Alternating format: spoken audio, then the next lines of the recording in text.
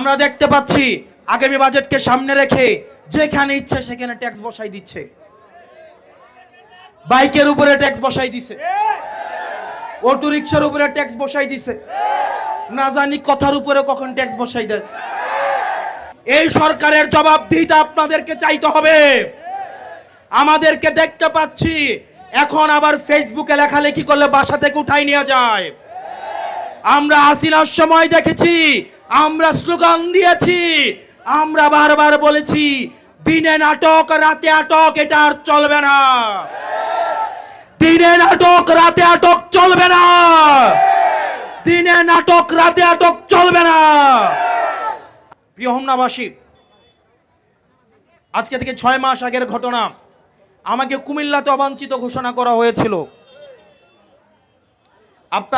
আপনাদের এলাকারই একজন আমাকে বলেছিল আমি যদি কুমিল্লায় আসতে চাই তাইলে নাকি আমাকে মাফ চাইয়া কুমিল্লায় আসতে হবে।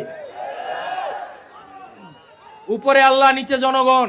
আজকে ওনার এলাকায় এসে আপনাদেরকে নিয়ে আমি প্রোগ্রাম করছি।